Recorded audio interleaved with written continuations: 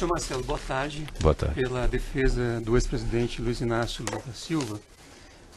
Eu começo perguntando ao senhor se o senhor fez uma leitura da denúncia, da peça acusatória referente a esta ação penal.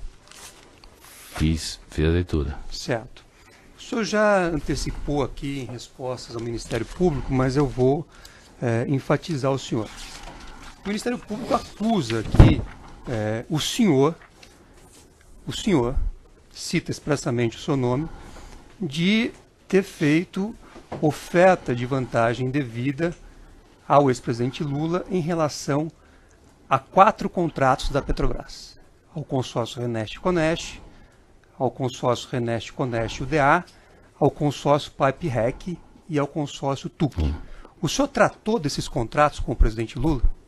Não, eu não tratei esse contrato com o presidente Lula. O que eu entendo, quando eu... Não, eu quero saber o fato objetivo. O senhor tratou com o presidente Lula? Deixa ele responder, então. Quando eu vejo a denúncia, eu entendo que a pessoa faz uma denúncia. Não necessariamente todos os detalhes da denúncia são aderentes aos fatos, e você tem instrução processual para provar aquilo que é aderente ou não. O que eu entendo e corroboro da denúncia, o que eu vi é o seguinte: houve de fato, certo, a construção de uma reforma do sítio, que no nosso entendimento era um sítio para Lula, a pedido, seja de Lula, seja de Dona Marisa, mas foi um pedido dele ou dela. Mas agora estão nos contratos. Eu sei. E que este dinheiro veio por conta de uma relação que meu pai tinha com Lula e da influência que Lula tinha dentro de um contexto de uma relação, certo? Que envolvia atos que a gente sabe que é ilícitos. Agora, não necessariamente esses contratos. Esses contratos, o que eu discordo dessa denúncia é o fato que não houve a relação com Lula, eu acho que ficou provado pela instituição processual, não era minha. As tratativas diretas, eu até tinha tratativa indireta com Lula, e de que tinha ilicitude envolvido, mas que estava no contexto da planilha italiana, como eu falei, principalmente na questão do refis da crise, na questão do terreno do Instituto, que eu já fiz aqui. Então, quer dizer, existia. Agora, essa minha relação direta com Lula não era nos contratos da Petrobras, era em outros temas que estão na planilha italiana. Aí é o erro, é o detalhe que eu discordo da denúncia. Agora, quanto à questão do sítio, de fato mas houve. eu gostaria de focar aqui, para irmos passo a passo. Então, eu fiz uma pergunta bastante objetiva para o senhor. O senhor é acusado aqui pelo Ministério Público Doutor, de ter... mais uma vez, assim, o senhor conclui a acusação do Ministério Público de uma forma não necessariamente Eu posso ler. Posso ler se gostaria que eu lesse? Leia. Senhor Marcelo, aqui está dito o seguinte na denúncia, que o senhor, que o presidente Lula solicitou, aceitou promessa e recebeu, direto ou indiretamente... Tem diretamente aí, doutor?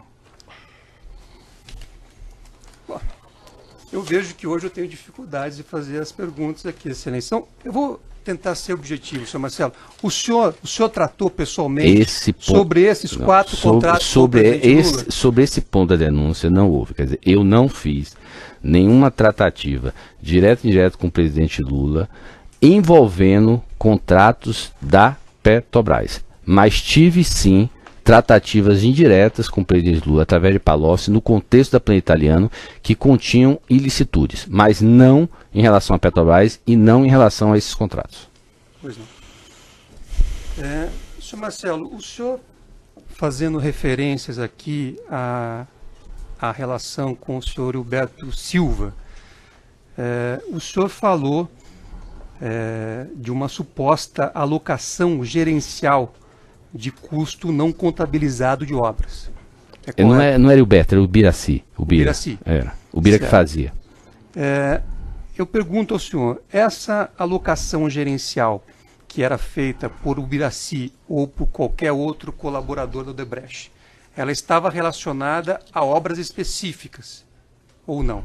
Não, essa alocação era feita naquele centro de resultado que a gente chamava, o OBRO, ou empresa, que ia bancar aquele pagamento não contabilizado. Então alguém tinha que pagar essa conta. Certo, mas havia vinculação a uma obra específica. Veja bem, aquela obra ia pagar. Muitas vezes aquela obra vai pagar por um rateio. Por exemplo, você tem uma eleição para governador. Aí você acerta com aquele governador 2 milhões. E você rateia por todas as obras ou empresas que têm digamos assim, interesse naquela relação com aquele governador. Então, muitas vezes, você tem aquele custo alocado lá, que não significa que aquilo foi propina ou que foi acerto. Então, é uma alocação gerencial a quem vai pagar o custo. Certo, mas então é possível identificar, dentro desta sistemática, qual foi a obra que pagou esse custo? Não, pelo que eu entendo, veja bem, aí eu não sei a essa altura do campeonato como é que o Beto registrava, mas como era um pagamento autorizado por meu pai, e que não se passasse pela planilha italiana, aparecerá como DP-ODB. Como não passou pela planilha italiana, estaria no centro de resultado de meu pai. Ou seja, estaria numa UA, que a gente chama unidade de acompanhamento dele. Não. Esse custo, quem deveria estar alocado à unidade de acompanhamento, que é o centro de resultado de meu pai. Ou seja, é o custo dele. É o custo dele como presidente do conselho. Certo. Ele que autorizou. Não, eu estou falando uma questão conceitual. O senhor disse... Mas era assim que deveria ser. Na verdade, deveria estar alocado.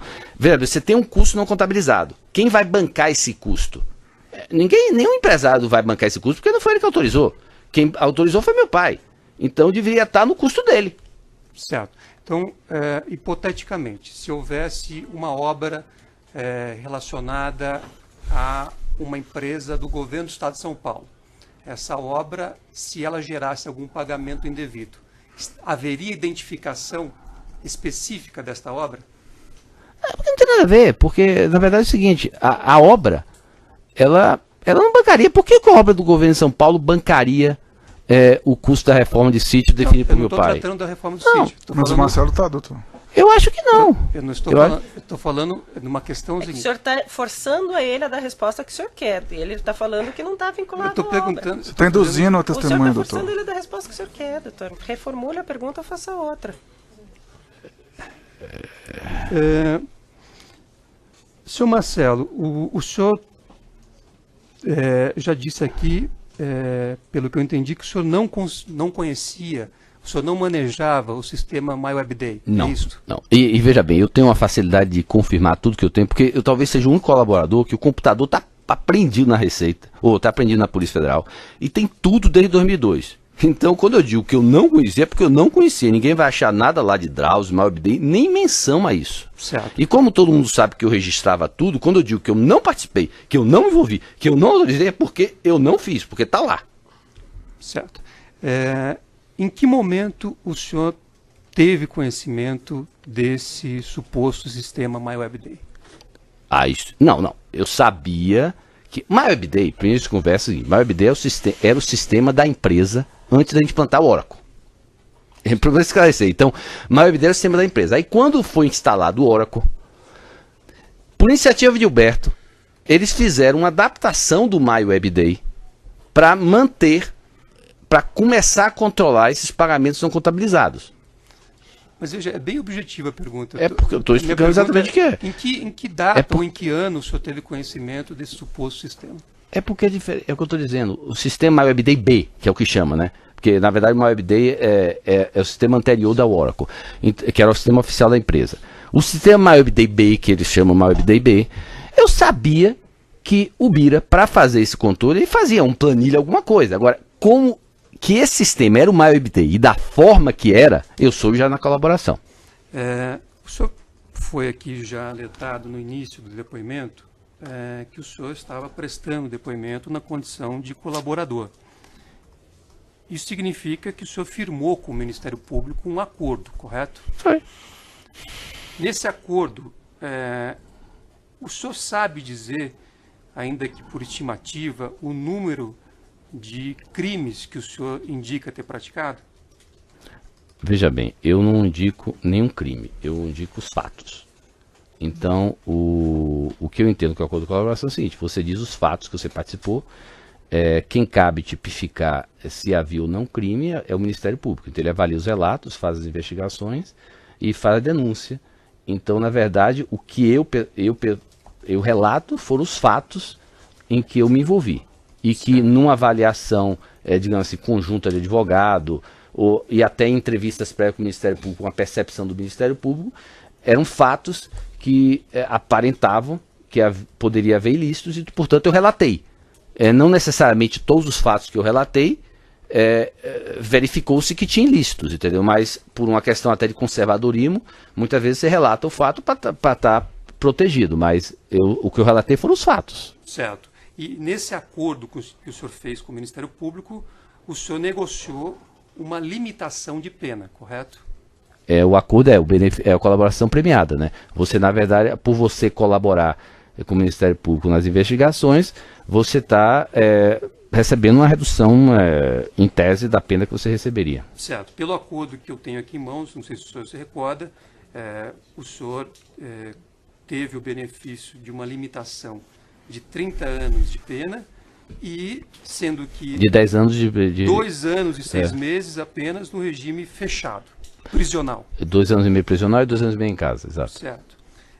O senhor se recorda se este acordo que o senhor fez com o Ministério Público se está condicionado a algum resultado? Olha, eu vou ser muito específico nesse assunto, porque esse assunto é o seguinte, de minha parte, eu não posso responder por todos, eu inclusive fui muito conservador, porque quando eu estava preso, tá?